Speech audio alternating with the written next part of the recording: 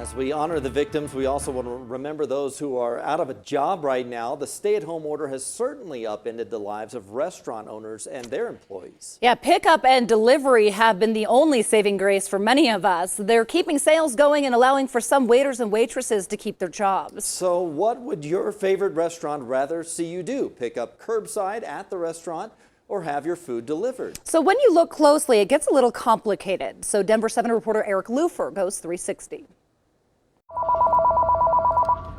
Good morning, The Rock. It's the new way of life if you're sick of your own cooking.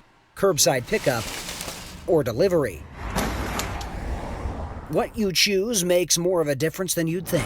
That's why we're unpacking this to-go order with a side of 360. You'll hear from a waitress and a restaurant owner, a food delivery driver, a couple who's high risk for COVID-19, and a restaurant food distributor. First, we hear from waitress Brianne Morley. She's one of the lucky ones still working. The overall description of my job now has basically just turned into a to-go order, and to answer phones, to bag food, and to hand it to people when they get there. Curbside for us basically is our way of still making money from people as a tipped employee. Morley says without curbside, the precious tips she relies on are non-existent. If I'm delivering or giving food to DoorDash, Postmates, Uber Eats, all of the food delivery service companies, we don't make any money off of them. Instead, the tips are going to the delivery drivers, like Jonathan Cooper. He works part-time for DoorDash. Tips are a lot higher now, too, so people understand that you're out there. Cooper needs the tips just as much as anyone else,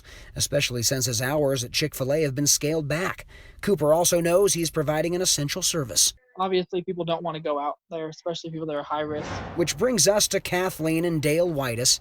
They live in Highlands Ranch. My husband's high risk, so it's important that we treat this sensibly. Delivery is their only option right now. To have someone deliver food to us from a catering company or from any store is kind of a treat. But how much safer is delivery?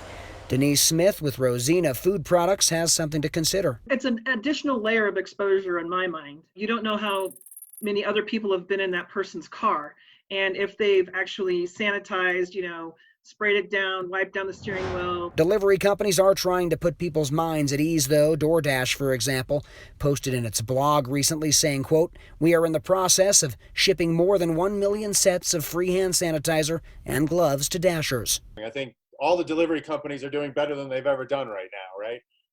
And the restaurants are hanging on. So there's a happy medium there. That's Josh Walcon. He runs Steuben's in Denver. He's happy to at least see that the big delivery companies are slashing commissions so independent restaurants can make more money. And for him, partnering with those companies is his only option. I'm not ready to start my own delivery service. I'm not ready to take on that piece of the puzzle. Ultimately, you have your own reasons to go curbside or get your food delivered. Just remember, either way, what you tip matters more than ever. It's good to still have that option and still be able to be there for people who don't want to leave the house. We still get to see our customers' faces, and they enjoy seeing us as much as we enjoy seeing them. I'm Eric Lufer, Denver 7.